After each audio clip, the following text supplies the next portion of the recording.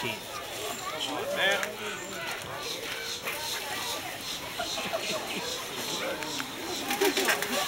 I bet you're getting pretty good at rock, scissors, paper, huh?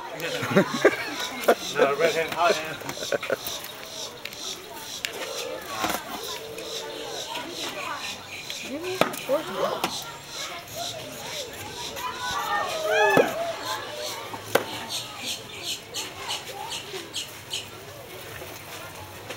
That's pretty easy. Now, after catching the alligator, the next step here would be to tie the jaws.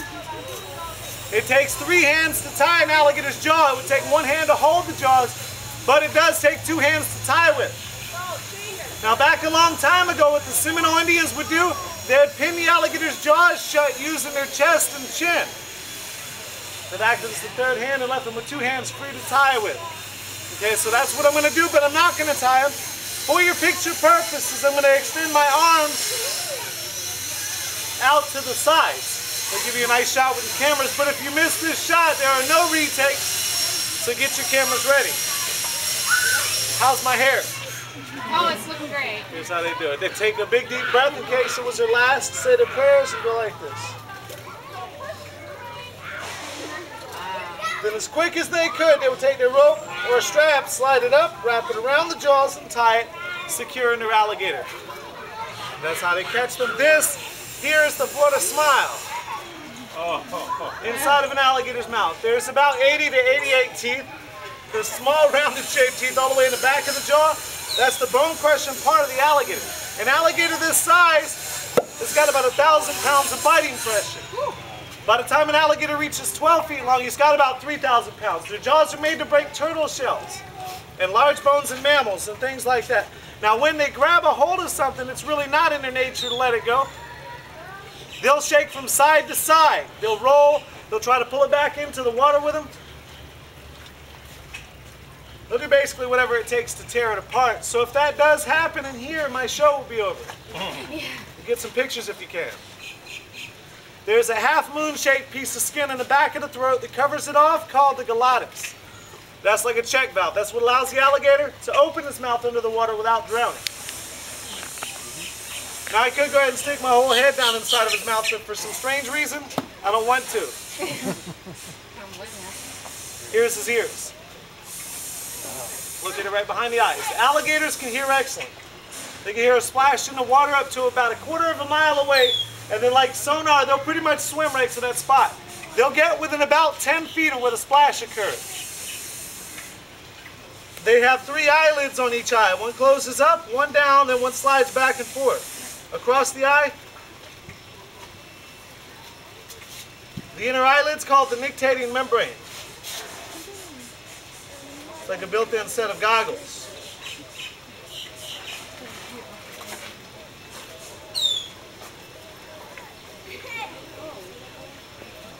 Has anyone ever heard that story that you can put them on their backs and rub their bellies and they go to sleep?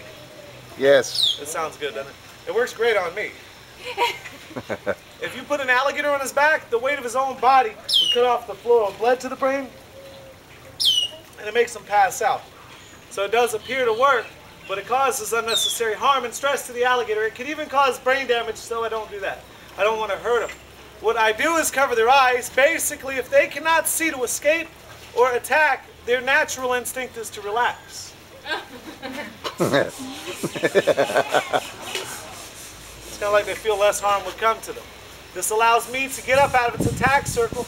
Since alligators do see to the sides, when they attack to the sides. So from the tip of their nose to the tip of their tail, they'd swing their whole body at you. Using their head and their tail together, they'll try to trap you in a semicircle on either side of them. But right now it is fully relaxed. It'd be great if it worked on women. It doesn't. I tried it once and got bit.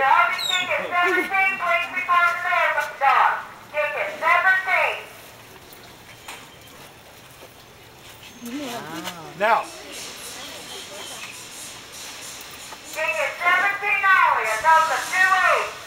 the difference between alligators that are in captivity and alligators that are in the wild, alligators in the wild, they can easily run away. They can hide. Alligators can get close to an alligator out in the wild. Here they don't have those options. They're already caught. It's a lot easier to catch something that can't go anywhere.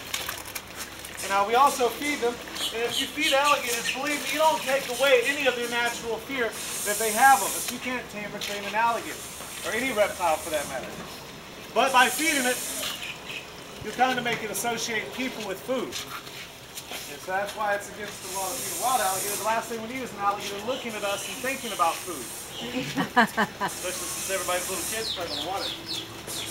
But anyways, ladies and gentlemen, this is about all the time that I can spend. I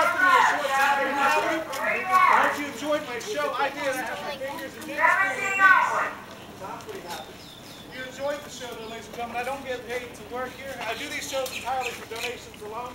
The donations that I receive here do go to the cost of taking care of feeding of our alligators. It's also my only source of income for doing it.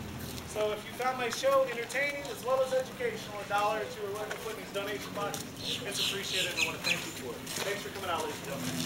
Have a good day.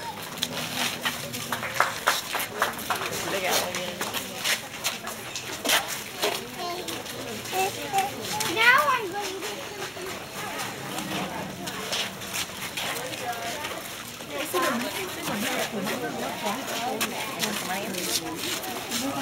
Hang on, let me get a picture of this. Marnie going into her wallet. $1? Give him 6, 10. Give him that $10 bill. 10, put it in there. It didn't have a string attached to it, does it? Drop it. Somebody's counting their money. You are so mean. Go up there, follow Grandpa.